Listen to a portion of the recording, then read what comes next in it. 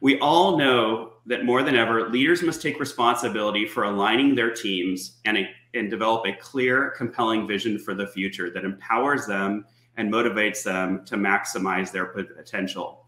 This ultimately impacts organizational success in a big way. So let's welcome Ryan Estis, a renowned keynote speaker and co-author of the recently released book, Prepare for Impact. And when I say recently released, I mean this month, brand new book. You are in for a treat today because Ryan is recognized as one of the best keynote speakers ever heard by Meetings and Convention magazine. Ryan shares this accolade with luminaries like Tony Robbins, Bill Gates, Colin Powell, and Mike Ditka. Welcome, Ryan. Oh, thank you so much, John. It's a privilege to be here for this conversation. I'm such a big fan of the Betterworks community and this People Fundamentals series. And we were just chatting offline. It's been a little over a year since I've had an opportunity to come together and be a part of this, and I'm excited to be back. In that year's time. I've thought a lot about this subject and done a lot of writing, and I'm excited to unpack today what I think really is a conversation that's at the forefront of human resources and the work we do supporting the success of our organizations. And I'll begin with just sharing a story, an experience I had recently that I think illustrates some of the challenge and change that we're navigating, but also where the real opportunity exists.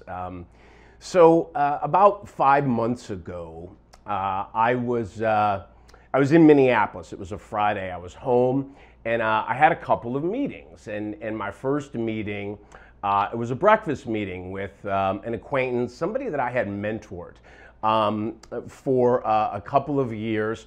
And as we entered into COVID, the pandemic, we lost touch. So the breakfast meeting was really an opportunity to reconnect.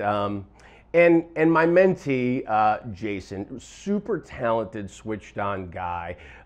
He was a high potential manager with an upward trajectory in a Fortune 500 company, married to his best friend, who also was on the fast track in another one of our Twin Cities Fortune 500 companies. So this was a catch up, a reconnection.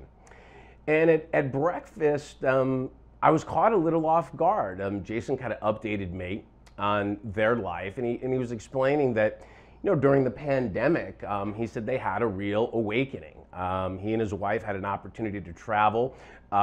They could work from anywhere, and so they spent the lion's share of that time in Montana, in Wyoming, and it really allowed them to think about their relationship to work, their relationship to one another, the purpose and the meaning of their life. And he went on to share that subsequently they had both resigned their positions at these Fortune 500 companies.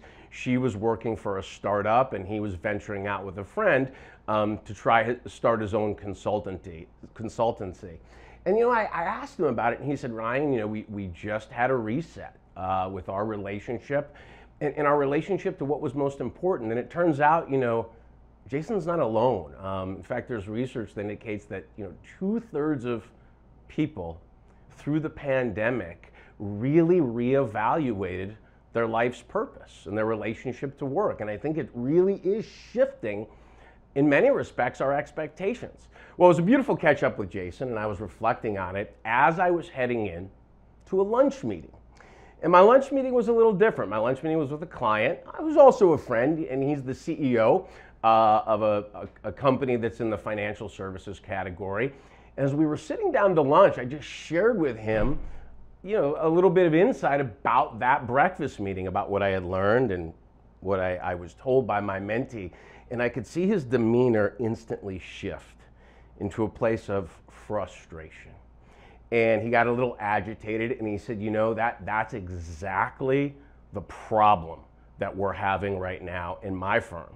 And he said, and frankly, I'm tired of it, and I'm done with it. And he said, I can tell you right now, Ryan, effective January 1st, we're changing things. We're returning to performance, profitable growth, and everybody who works at our firm is going to be back in the office 5 days a week, or they can go work somewhere else.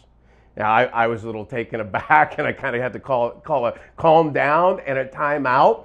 But I understood where he was coming from. And by the way, if that sounds a little intense, just know that that C-suite perspective, it's not all that unique. I mean, you look at the data, and Jeff, we can go ahead and just pull this up so everybody can see it. I mean, you look at where we're headed from a return to office perspective, and look at how CEOs view that initiative in terms of rewarding performance and promotions and incentives. And so the question is, okay, that may, in some respects, feel a little dated. Why is that happening? And the reality is there's pressure. John talked about the changing nature of the circumstances we're navigating. Yeah, there's a lot of challenge in the marketplace. Disruption, technology, an uncertain geopolitical climate, an election, inflation. I mean, it's putting pressure on organizations with respect to performance and profitable growth. And so I think you're seeing that play out, and that's creating tension. Right? That tension between what's required to grow a business and the evolution and the needs and expectations of our people.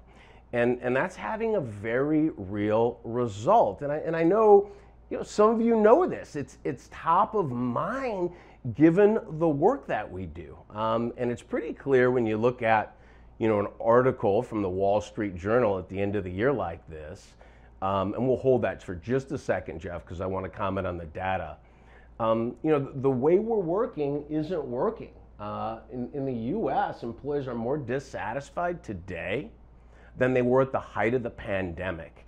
And in terms of effort, discretionary effort, in a time where leaders in the C-suite actually need more contribution from people, we're getting less. I mean, it's pretty concerning that only 23% of people are actually described as engaged and thriving at work. And the bigger concern for me, frankly, is that we've got 60% of people that have already quit but keep showing up each and every day. And I think it brings into stark clarity, the focus and effort that is collectively, as executives and HR leaders, we need to put on re-engineering the way we're thinking about our relationship with talent and the way we approach organizing ourselves to accomplish meaningful results at work. And that's really where I want to take the conversation today, is where our focus should be for 2024 and beyond, and then this idea of human-centered leadership as I think the solve. But first, I just want to check in with everybody, and I think this will be good level setting as we get into some of the content and knowledge transfer. We're going to do a quick poll around your focus for 2024. So if we could call up the first survey around HR focus for impact in 2024. And I'll just ask everybody participating across these 4 dimensions. And I realize it's probably more nuanced and there are other areas of priority based on your unique situation. But just across these 4 primary dimensions, where is your number one focus in 2024? And we'll hit pause for a second, let everybody respond, and then I'll get my glasses on here so I can thoughtfully comment as the responses come in.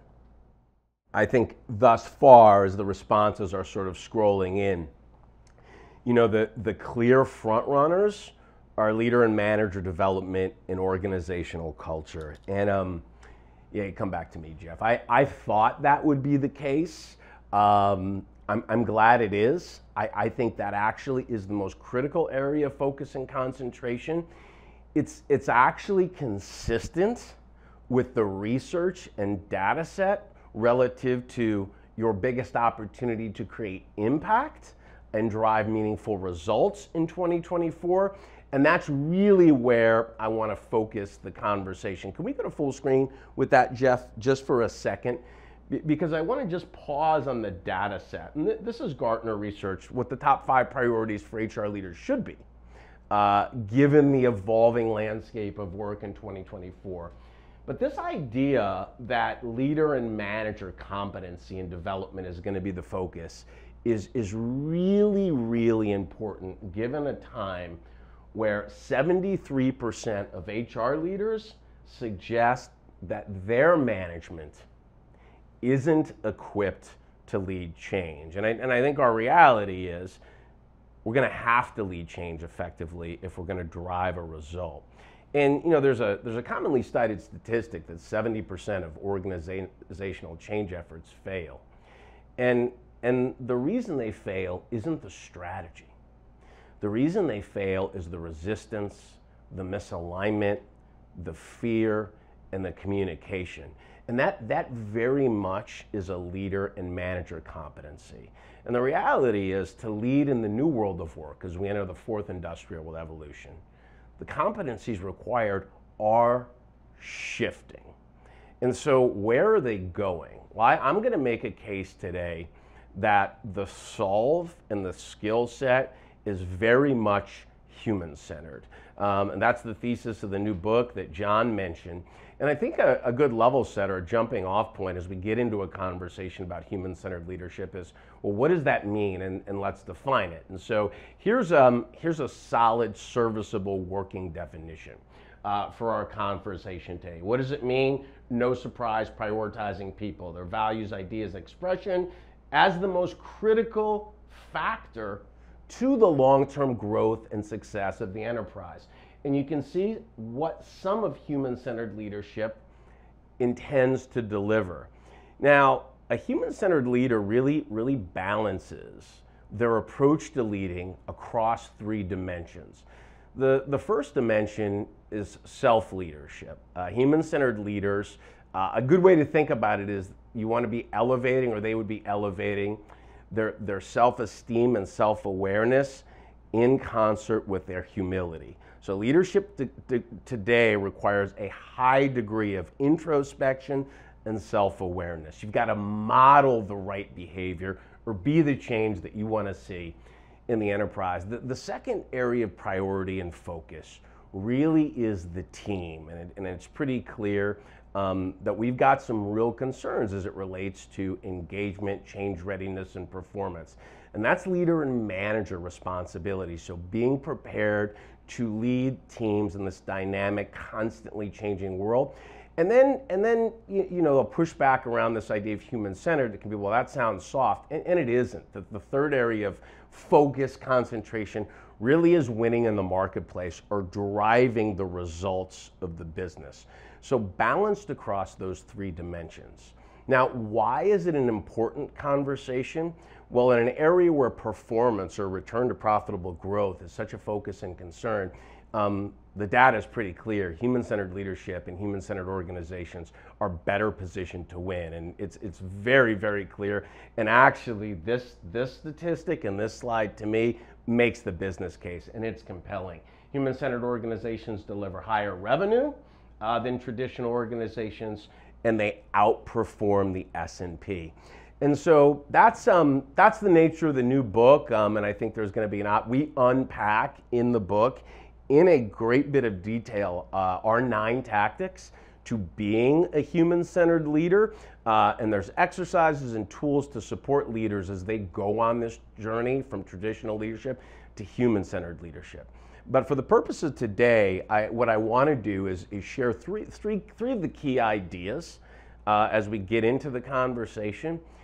And I also thought it was important in preparing for today to offer up a couple of examples of what human-centered leadership actually looks like. So here's the first idea or the first insight. And I touched on it briefly, but it really is this notion of taking individual accountability and responsibility. If we're gonna inspire others to follow, we really do have to lead ourselves first. And to me, really, it's this idea of leaders today, having a foot in two worlds. It's having the drive to execute and perform, given in today's current marketplace reality, competitive landscape, and strategic priorities. While simultaneously also continuing to invest and reinvent ourselves for the future. I think a big part of leadership today is a willingness to learn, to examine ourselves and to examine our relationship with others. So you've got to be constantly learning, pivoting, investing ahead of the curve, conducting experiments, reskilling. Really the way I think about my own journey into human-centered is I want to disrupt myself before the marketplace or competition does it for me. And I've got an example of somebody who I think has done a brilliant job of demonstrating the human-centered leadership philosophy, skills, competency. It's a case study that's playing out in real time. And from my perspective, I think it's one of the great cultural transformation stories in the modern business era over the last decade. And I think what he's done and what the organization's done is going to be studied for centuries. And it's one of my favorite stories.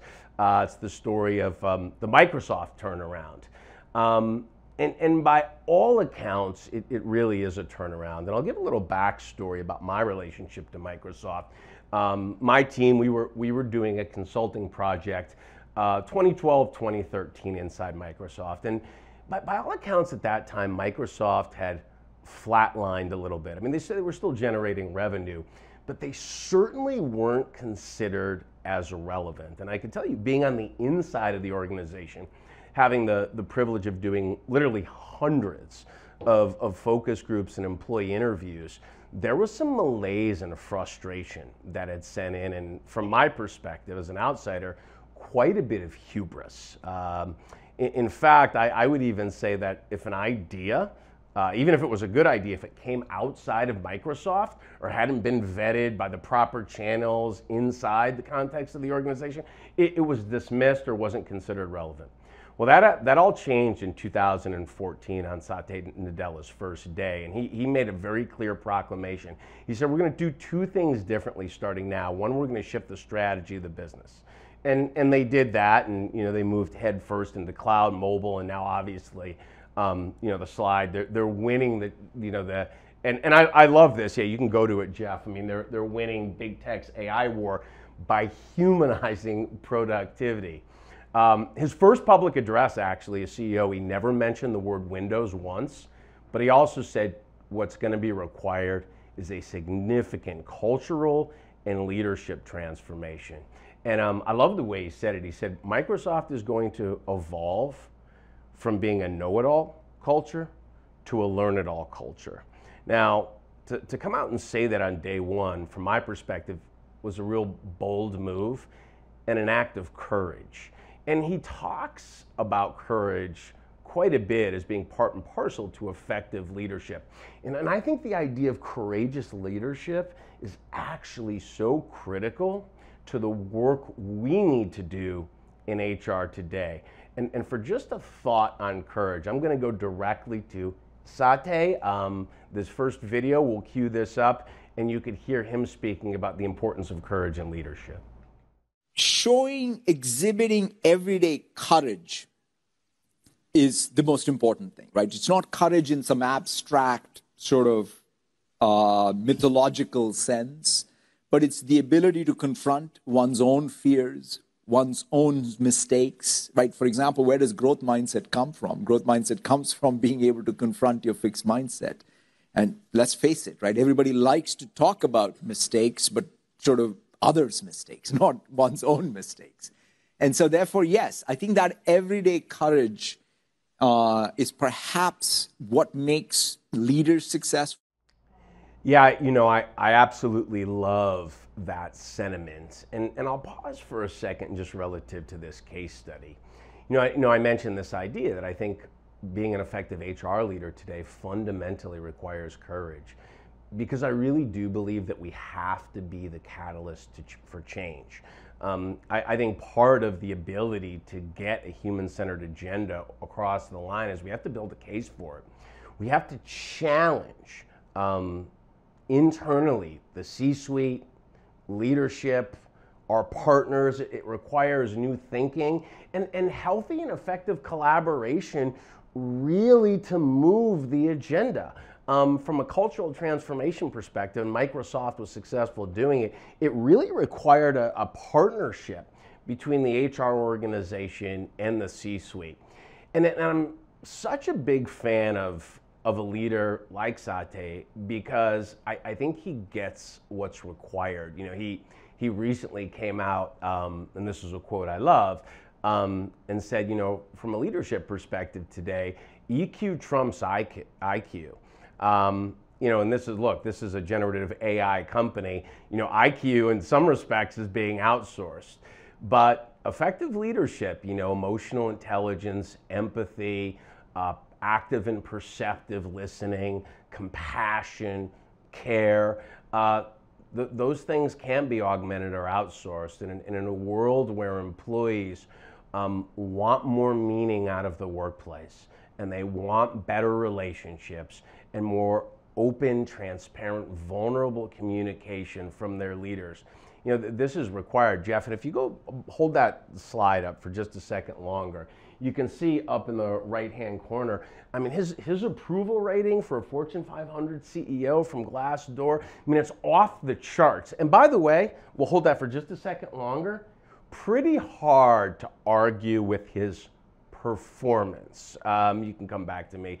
You can't say he's wrong. You know, Microsoft, they've been on this journey. They're the second company in the history of the world to earn a $3 trillion valuation. And he talks about the soft skills and the importance of those and why they're important. And I'm gonna let you hear from him again on the role that empathy plays, not only being an effective leader, but in driving innovation of the business. Check it out. I also think empathy is not a soft skill. In fact, it's the hardest skill we learn. The hardest skill we learn to relate to the world, to relate to people that matter the most to us. In fact, innovation. I always say, what's innovation? Innovation is about meeting the unmet, unarticulated needs of customers. What's the source of it? You could say it's design thinking, but design thinking is empathy. So I think that, yes, empathy sometimes is sort of thought of as some sort of a soft skill that you reserve for, you know, maybe your family or what have you. But I would say it's actually a very important business skill. Yeah, he's spot on, and it's an important business. I love his definition of innovation, and then I love the link of empathy to innovation, because what innovation requires is trust and psychological safety. And while that's talked about a lot, as a whole, we're not very effective at cultivating it. And there's data that supports this. I'll bring up the next slide. I mean, it's a case for empathetic leadership. Look what empathy produces or delivers in terms of outcome. All the things that we want in terms of managing people and performance, and certainly as HR leaders, more engagement, better retention. You know, this whole conversation is about well-being. I mentioned trust and psychological safety. And at the end of the day, it certainly is a driver of improved performance, which gets me to the second insight out of our thesis and thinking, and I'm going to share 3 today. So lead yourself first. The second one is, yeah, you want to focus on self-awareness, humility, and continually learning and evolving and embracing some of these human-centered skills and competencies. But then you need to prioritize helping other people achieve their full potential. You know, I'm fond of sort of this idea or this thesis that leadership isn't a job, it's a responsibility. And it's not about us. It's about humility, service, sacrifice, and really helping other people become the best that they're capable of being. And Microsoft has, I think, a great framework to support this idea of human-centered leadership. It's model, coach, care. And I'll unpack that for just a quick second. Because if you don't have your own leadership framework, or as you think about helping your leaders navigate the journey from traditional to human-centered, there's some really good insight around this particular framework. And Jeff, let's call that up full screen just so everybody can see. So modeling, I think we all get what modeling is. It's this idea that managers and leaders are the example. you've got to practice growth mindset. You really have to embody the culture. And that can't be understated. It's hard to navigate cultural transformation and maximize human potential when you have pockets of resistance, particularly at senior levels of leadership. So creating clearly defined expectations specific to skill and competency, and then holding leaders accountable for modeling behavior, I think some of the most important work we can do inside HR. And in a real human-centered way to think of the role of the manager or leader in terms of the team and driving performance is the leader as a coach. And we'll call that back up, Jeff, so you can see how they define it.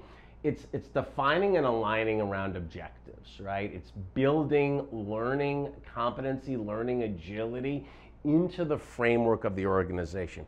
High potentials, top performers, they want to be invested in. They want to be developed. They want to be supported, right? And we're going to get into the frequency of those touch points. And I think what's required, and it really is a shift. So we'll have another example of that. But the third principle, and model coach isn't new, but the third principle and the way they think about it at Microsoft, I think is a bit differentiated. And you know, it is human-centered. It's caring. It's really making the investment to get to know somebody, their hopes, dreams, desires, and not just as a resource or an asset, but a whole person, and supporting that person at their place of highest need. And I've got just a short excerpt of Satya talking about this framework, model coach care, and why it's so important to the growth and success of Microsoft, and I think to the future of work. Check it out. The model coach, is pretty self-evident, but the care part, making it first class so that every manager sort of takes the responsibility or the privilege of leading others, staying connected with their people, understanding what's happening. Even in the pandemic, there were a lot of different circumstances, right? People with parents, people with children, people with, different types of issues. And so that care is going to be the new currency. The way to sustain culture is to have that uniformity in managerial capability, in particular in how they care for the people they lead, and the privilege that's the ultimate privilege of leadership. No, and I agree. And I think, what has shown us over the last several years is that care can be big life events like you talked about, or just the moments like you in our last one-on-one, just taking time for the first 5 minutes just to listen to me about what was going on with my son and some of the things I was navigating. And just that amount of care can make a huge difference too. So I too am so glad that we had that model coach care. Yeah, just a great example. So the woman talking, that's Microsoft's Chief People Officer, Kathleen Hogan. And she actually has a podcast, an interview series. She invites other HR leaders to come on, and I think it was great to have him on. That just demonstrated the collaboration and some of the commitment they have to people, culture, and the framework. And Jeff, I want to call that slide back up because there's 2 points I want to make about Kathleen. She was awarded HR Executive of the Year in 2021, has just been a partner and a catalyst for leading this cultural transformation in Microsoft. Two points I'm going to make. One, the HR mission. So this is the articulated HR mission or value proposition at Microsoft. And come back to me for a second, Jeff. And I think it's so important as HR inserts itself into this conversation, as you really focus, the 2 priorities from the quick poll, right? Leader and manager development, right? A shift in skills and competency, as you make that a priority. And you also make cultural transformation as a priority. It's important to communicate to the organization and build some cross-functional advocacy and C-suite support for that work. Having a mission, right? A brand, a value proposition, I think really is smart, because in some ways it's re-educating the organization about the role you're going to play in helping navigate this journey and be a real strategic contributor to the growth trajectory of the business. And I'll invite anybody, if you have an HR mission, a purpose statement. This is a wonderful community of experts here. Just drop it into the chat. I would love to see if somebody else has one, how they've articulated the value that HR is actually going to be delivering in 2024 and beyond. One other point I want to make from the slide, Jeff, if we could pull it back up before we move on. It's in italics. It's just a quote under her photograph as she talks about the cultural transformation. And I love this idea. All the things that were an impediment, which were visible to me as a consultant in 2012 and 2013. But I think it's wonderful that one of the leading technology companies in the world said in order to make this change, we have to become more human. And I think that was real validating. And again, it's pretty hard to argue with the result that they delivered just recently. And they're neck and neck with Apple, the $3 trillion companies. But recently they overtook Apple as the most valuable company in the history of the world. And so it's a fun case study, and it's one of my favorites because I think it's very validating in terms of the kind of leadership that's required, not only to create a great place to work and contribute to the well-being of people, but to drive the sustainable performance and growth of the business. Which brings me to the third point, and I think probably is the one that everybody participating today is going to need to think about, or perhaps is the most interested in. And it's this idea of, okay, how do we take on the responsibility as HR leaders and strategic contributors to the business of developing the skill and competency? And I think that's both the challenge and the opportunity. And I think really define and align is a big part of the opportunity that we have. And so I'm going to invite a little participation here in our second quick poll. And I would just like to do a pulse check with everybody participating. How many of you have actually defined the leadership competencies in the context of your organization? Do you have a current competency model, the skills and competency that are required to be an effective leader in your business today? And we'll just get a percentage on this, and I'll give everybody a minute or two to respond. Yeah, so we have a 60-40 split, and I think two comments here. One, for those of you in the 60 percentile, this is an invitation. This is an opportunity. I mean, the results of our quick poll, the people participating here, and I realize this, we don't have a statistically valid global sampling, but far and away, the thing that you said you were going to be most focused on this year was leadership development. So having the skill and competencies defined, and it'll be different, based on your business, the nuances, and your situation in the marketplace. For the 40% that actually have this, bravo, congratulations. I think you're a step ahead of the curve. What I would invite you to consider is that does it reflect the skill and competency that's consistent with how the workplace is evolving, with the net new needs and expectations of talent, and is it aligned to the strategic roadmap of the business for the next 3 to 5 years? That really is, does it need to be updated? I think that's the question. And I want to give you an example of a competency model that I love. It's a human-centered competency model, and it's one I like to refer to. It comes out of the professional services category, so very, very different than Microsoft and technology. But this is EY. So from, in terms of professional services, widely regarded as a phenomenal place to work. This slide on the screen now really represents their employment value proposition. And you can see, again, we'll hold that for a second, Jeff, very human-centered, humans at the center. And why humans at the center? Well, the combination of a purposeful, nurturing culture and radical customer centricity, that's what actually creates agility and speed to market. And this idea of leaving people better than you found them. Lynn, this would be a good time. Why don't we drop the EY interview with their talent leader into the chat?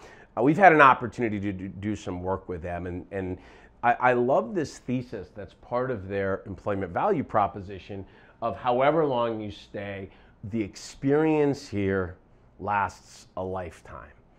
You know, from my perspective, that's absolutely the way it should be. I'm a founding partner in a company called Impact 11. We embrace human-centered principles, and one of our operating principles is leave it better than you found it.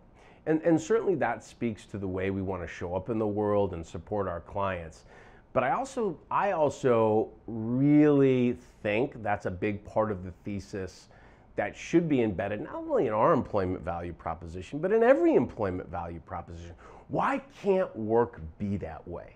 Why shouldn't we take a responsibility for truly investing in people and leaving people better than we found them? I think we should. In fact, we actually have some fun operating principles. So Lynn, why don't we drop the Impact 11 link in the chat too, and if people want to unpack that a little bit, you can see under About Us, our mission and our guiding principles. That's the other thing I want to mention. I mean, you don't have to be a Fortune 500 company to do this. We're not. We're a small little business that, you know, most of you have probably never heard of, but, you know, it's important to define and align. So from a competency model perspective, to support this employment value proposition, let's take a look at what's required. It's a great competency model. It's a very human-centered competency model. And again, you know, go back to the definition of human-centered leadership. They're balancing this across these three dimensions, right? Self-leadership, which really is the personal leadership, team leadership, and then they're calling it business leadership, which essentially is, you know, analogous to market leadership. But I want to point out a couple of things on this model. And the key thing I want to focus on really is the bottom, this idea of personal leadership. And we can come back to me for a second, Jeff. Lead yourself first. You've got to model the change you want to see in the organization. And I think it's just so wonderful that a professional services firm, who notoriously it's a category, and I worked in professional services for 17 years, it's notoriously a category that has a reputation for being a really rough place to work. They burn people out, you get on the track to make partner, you're traveling all the time, you're working 70 hours a week, you're focused on billable hours. And they really have put some thought into this idea of personal leadership and focusing on well-being, because there's a direct correlation to well-being, retention, and performance. And I think it's something, as we consider this pivot to human-centered, that we all have to keep top of mind, because it is a primary issue. John talked about it in his intro, and I'm going to hit this recent article and data set from The Economist. This doesn't paint a very compelling picture of the work we're doing as leaders and managers to take care of our people. And we'll go that full screen, Jeff. You know, this is tough. It's tough to read this idea that, you know, 1 out of 3 employees and executives are struggling with poor mental health. You know, almost half of our employees report consistently feeling exhausted, stressed, and overwhelmed. I mean, to me, it's evidence that the way we're working isn't working, and we're not just inhibiting performance, but, you know, in some respects, I mean, we're hurting people. And I think part of what's happening in the fourth industrial revolution is we're going to have greater responsibility for investing and taking care of the people that invest their time and talent with us. And so this is very much a part of, you know, elevating the human experience.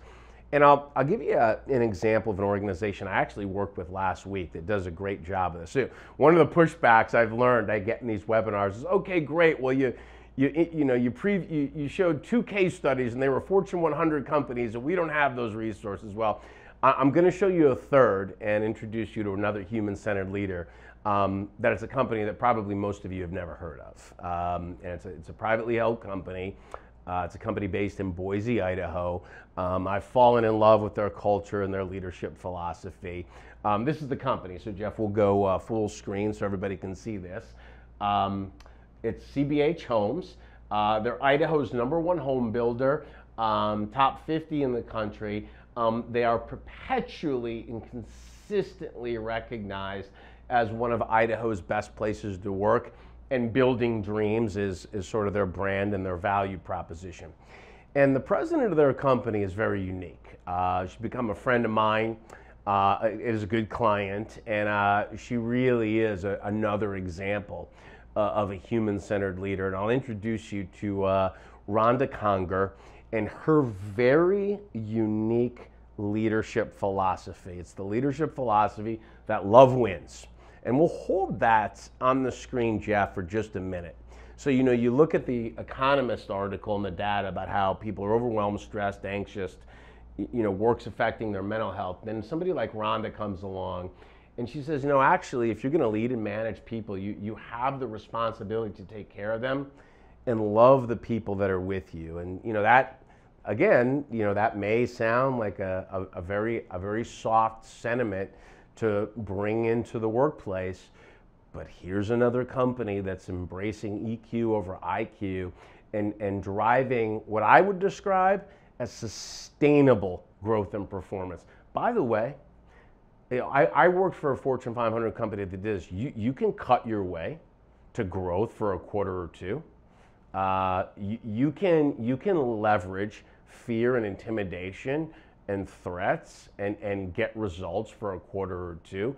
Absolutely, you can do that. You can burn people out and get results for half of a year, but it isn't sustainable. And to me, I think the notion that work should be a better experience, it's altruistic and it's right. And I think that's part of our responsibility as leaders. So how does this play out day to day in practical application about managing people and performance? Just a few thoughts from Rhonda's playbook, a few ideas that I'll share. So three tips to think about human-centered leadership. First, define and align. They have a very clear set of cultural competencies, operating principles. They've taken great care in defining who CBH Homes is and who CBH Homes wants to be, and they're meticulous in their recruiting, their onboarding, and their performance management. So really getting that right, hiring for right fit, and infusing the culture with the right kind of talent, I think is really important. The other thing is this idea of investing the time. So, and this is a big one, and it's one where I'll often get pushback when I talk about this. So Rhonda, as a leader, she does a couple of things that I think are phenomenal. One, she has a one-on-one meeting with every one of her direct reports every week. So a weekly one-on-one, which is important. Second thing she does is she also has 3 one-on-ones, she calls it Coffee with Rhonda, a week for anybody in the company. Her assistant manages this, but anybody in the organization can schedule a one-on-one with Rhonda. So she commits to doing 3 of these a week, 50 weeks a year. They're 15-minute coffee meetings. It's a cup of coffee with Rhonda. And think about the impact that has culturally. Right? She has 150 one-on-ones, touch points with people embedded throughout the organization. And it's a big suggestion that I have with leaders today as collaboration and teamwork become more important for driving results. Get out of your immediate area of the business. Get out of your comfort zone. Connect across the enterprise. Build relationships. Expand your network. And if you're not in person, and I know someone's going to ask me in the Q&A, well, that's great for Rhonda. She's doing coffee, but what about the fact that we're not together? Have the coffee virtually. Right? Our team at Impact 11, we're distributed. We're all over the country. But those relationships, building those relationships are still important. She also is great at communication. She does a video update and leverages the technology. She does a Friday update. Every Friday morning, she records a video. It's like a good news video. She just highlights things that went on inside the organization, wins, and it connects people back to the culture, to the mission, to the right behavior. It's a development tool. She's constantly reinforcing. And people want to feel like they're part of something larger than themselves. They want their work to matter. So connecting what everybody's contributing back to the impact and the mission of the business, valuable. We have more tools and technology to communicate today, yet employees report that they're starving for more open, transparent communication from leadership. So take a playbook from Rhonda. How can we move the message and connect more people to the mission and to what's on the hearts and minds of the leaders and managers? And then the last piece, it's back to the model coach care framework, right? She takes a full responsibility for developing and nurturing not only the potential in those one-on-ones, right? Not only managing the performance, but managing the whole person. It's again back to the idea of we're going to lead people better than we found them. She told me 3 questions that she likes to ask people in those meetings. How are you? And really care, right? And listen. How's your family? And then here's the 3rd question. What do you want? And if you don't know what someone really wants out of the work experience, it really is hard to create that delivery and align on expectations and create that symbiotic relationship. Now, again, this sounds soft, but there's data that validates how useful what she's doing is in terms of driving performance. And I like to support these examples with research because it validates that this is the correct way to approach leading a high performance team. The most important thing a leader or manager could be doing is having one meaningful conversation a week with their direct reports or people on their team. It is a catalyst for unleashing human potential and driving performance. We talk about this in the book. I get the pushback of, well, that's not realistic. I don't have time. And my invitation to leaders and managers is simply to consider, that is the job.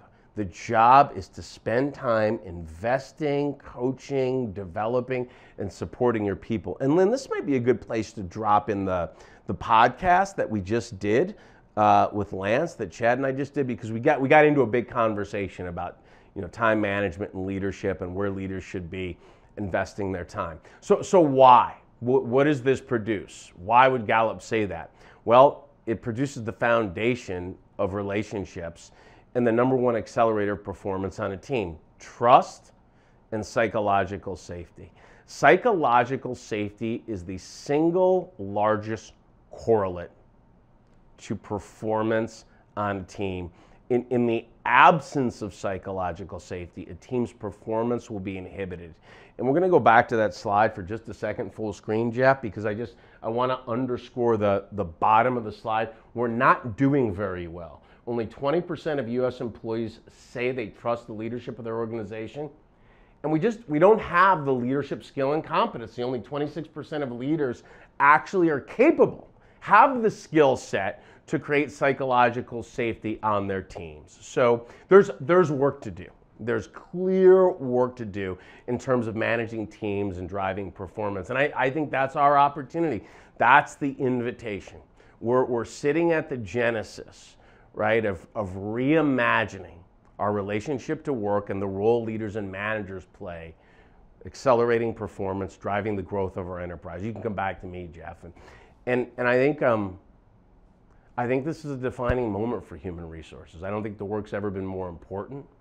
And I don't think it's ever been more necessary. And not only to the success of the enterprise, but to the fulfillment of the people around us. So this is that moment. And I hope today, the book, these conversations are useful in generating some ideas that you can take back and consider how to apply in the context of your own organization. I could talk about this all day, but I'm going to stop because I know there are a bunch of questions. I think we have about 10 minutes left, which we'll actually open it up. And thank you guys for your time, your attention, your engagement, for being here today. I'm passionate about this, and it means a lot to me. So appreciate the conversation.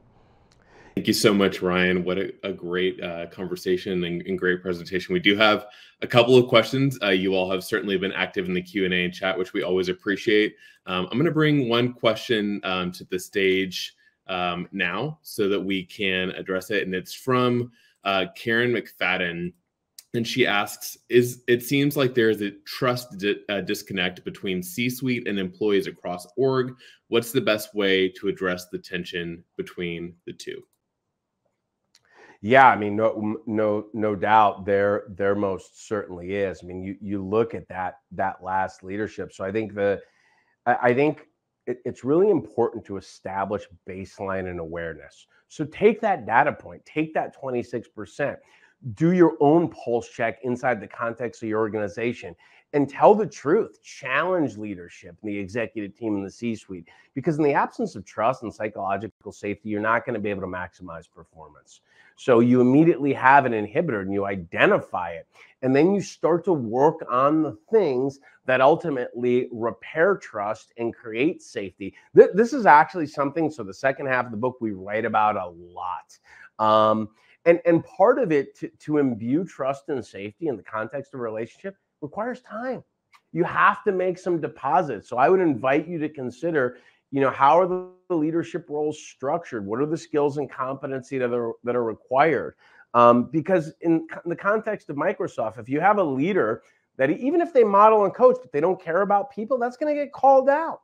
And so you have to have some standards, and you have to hold people accountable to that standard. But I think the first thing to do is to begin the conversation. What's the data set? I had a lot of data today, and I think everybody on this call should get clarity and line of sight into the data set in the context of their own organization. It's hard to improve what you don't measure. Awesome. Thank you for that answer. We've got another question here I'll share from Monica Johnson. I've seen a mid-level manager have a lot of trouble with employees being burnt out and responding with, "That's why we paid you a bonus for the first time ever last year. We knew this was coming." While that may be true, we still need to find a way to inspire them and to continue working hard rather than being mad that they aren't. Do you have any tips on how to do a human-centered response to that type of situation? Yeah, my invitation would be to you want to create something that's sustainable, right? So a big part of my thesis, this idea I have, is you want momentum through harmony. You don't want momentum by burning people out and causing them to suffer. So it's not growth and profitable growth at any means necessary. I think our incentive structures need to change. I mean, this is a whole thesis, but this idea that, we're going to manage to these short-term incentives quarter to quarter, and we have to make our numbers every quarter. I think that's the antithesis of some of what, we're trying to accomplish. And so we have to take a longer range view of the business and get back to helping people be human again. So I would invite you to consider, okay, you paid a bonus. Did you deliver a great human experience? Because that's the human-centered metric. And if people are overwhelmed, exhausted, burned out, and they're stressed and they're anxious and it's affecting their relationships and their home life, we're doing something wrong. And so I think there are sprints, but you have to balance those things. And by the way, honestly, I work for a startup. I mean, we struggle with this at my company too. It's like a little too much time on Slack on Saturday afternoon, and I'm the first one that's guilty of it. And because we all want to win, we all want success.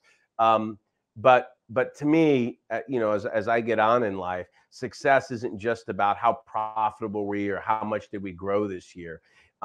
There's a larger question at stake than that. And I knew we were going to have a long tail mental health crisis on the other side of the pandemic. I mean, you could see the writing on the wall, but the reality that it's getting worse and not better, I think, is something we have to take responsibility for. It's the people on this call that are going to course correct that. So insert yourself into that conversation, and I would say take action to try and make it better. That's my best advice. Definitely. I think we have time for one more quick question here. So this one comes to us from Brian. What are your thoughts on early and emerging conversations around AI and its impact on jobs and its impact on worker morale and some of the data that you mentioned post-pandemic? Yeah, I mean, AI is a reality, and it's going to replace jobs. I mean, that's just the reality. But at the end of the day, it's a tool. And humans are complex creatures. And what I said about AI was it can make us a lot more efficient. We're testing it in our business. We're even testing, and I think this is so cool. We're even testing, I call it little AI Ryan. So Ryan Estis GPT. And what an amazing tool. Like, I'm a consultant. I give advice. I write books. I consult with sales organizations. I do training. And people have all these questions, and then when I leave, I'm not there. But imagine if little AI Ryan could be in your pocket, and you got stuck with on a sales call and said, the customer had this price objection. What should I do? And little AI Ryan had the answer. And that's real. I mean, it's happening. And just in terms of our tech stack and workflow, the efficiency and the optimization. So it's going to change the way we work. But there are parts of being a leader and a manager that are still innately human. And that's why I think human-centered leadership is such an important thesis. Trust. Little AI Ryan can't make you psychologically safe. He isn't vulnerable. He's not, he's pretty smart, but he's not a very empathetic listener. Yeah. And we're complex creatures that are imbued with fulfillment based on our relationships. And we want more meaning and a sense of belonging through work in our lives. I think 70% of people actually say that a big part of their purpose is defined by their work. Those are the things that are innately human. So yes, AI is a tool. That's why I love the Microsoft case study, right? They're the leader in generative AI, profoundly proclaiming we're going to be a more human company. And I think it's the intersection of those two things. And at the end of the day, it will replace some jobs. But the idea, I think, as an individual is you want to develop a skill and competency and contribute enough value so that you become irreplaceable.